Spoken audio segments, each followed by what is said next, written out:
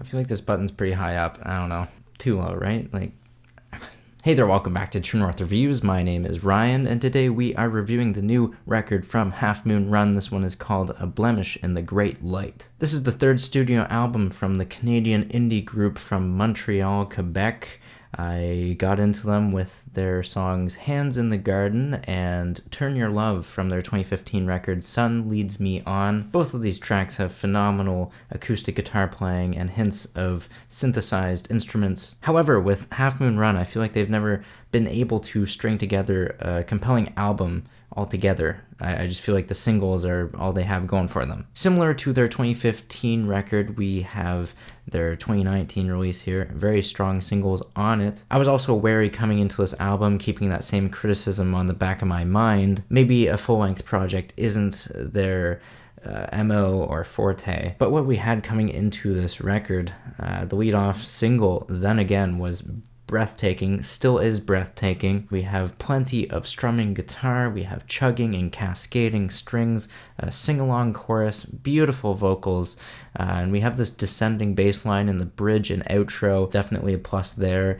and it's really going to be one of my favorite songs of the year. The next track on this record is entitled Favorite Boy, which I will admit it was underwhelming upon my first listen, but it has since grown on me. I love the pulse, the awe, and the beauty from the vocal harmonies, definitely the selling point on this song, and I do appreciate the sentiment of the lyrics on the track as well. We have some references to fake smiles. Just knowing that your lover isn't really supporting you the way that you know that you should be treated as the favorite boy. The third track on A Blemish in the Great Light is also the third single, just like the first two tracks were the first and second singles, which after turning a 180 on Favorite Boy, I thought that they were front-loading this album with the best songs. That's not really the case though, because the third song, Flesh and Blood, the same kind of sounds are heard throughout the rest of the record, if not taken more into a bit of a more ambitious territory. Like, don't get me wrong, there are plenty of cacophonous vocal harmonies and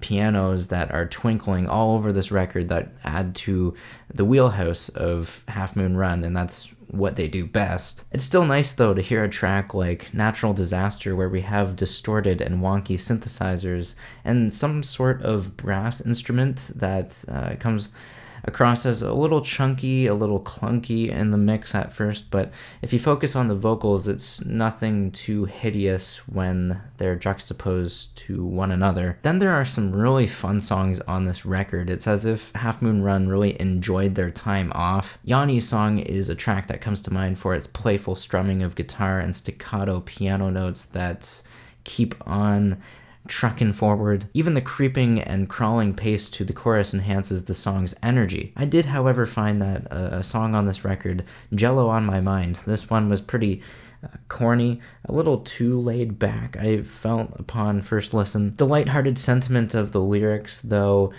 the infectious hook, they're enough to make me brush my criticisms aside. I don't know, the more I try to pin down what I like about this record, the more I see that it is doing a great job of balancing fun, laid back, easygoing compositions with some more ambitious and just out of their comfort zone kind of songs. Razorblade is a good example of that with its 7.5-minute length.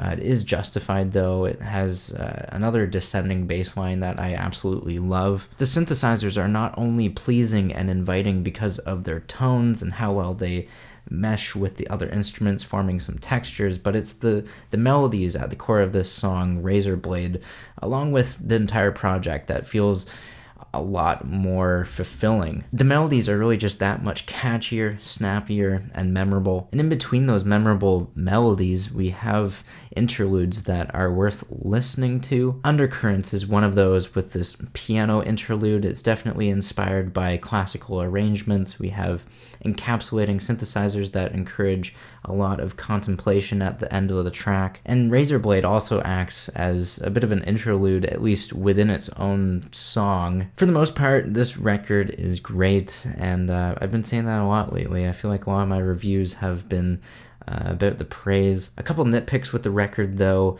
A couple songs I'm not enjoying as much would be Black Diamond and New Truth, the former of which is pretty underwhelming and as standard as rock can get. Then the latter, which is also the closing track, this one feels like it's too concerned with its electronic influence. The bass drum is what's really bothering me with this. It's pretty hefty and muddy. But yeah, even after those issues, I still feel like this record is great.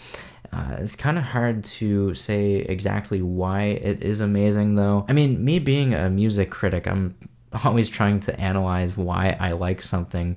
But with this record, it's pretty hard because I do have biases.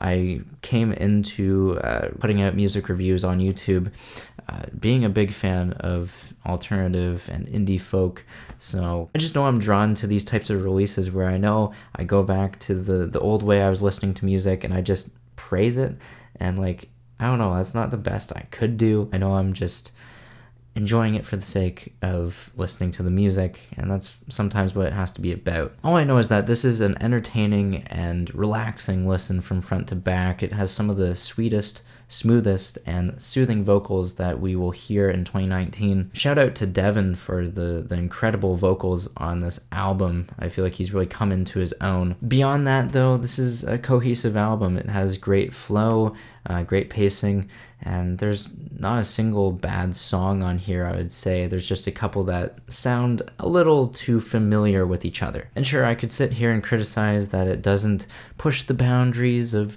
the genre and it stays in the comfort zone or its own bubble, but I think that it's Half Moon Run's best album to date, and it's among one of the best releases to be put out by a Canadian artist this year. I'm feeling an 8 out of 10. There is the review of the new Half Moon Run record. Make sure you sound off down below in the comments. Let me know what you think of this music. Leave a like, subscribe if you're new in town. Thanks for watching, and as always, have a rockin' day.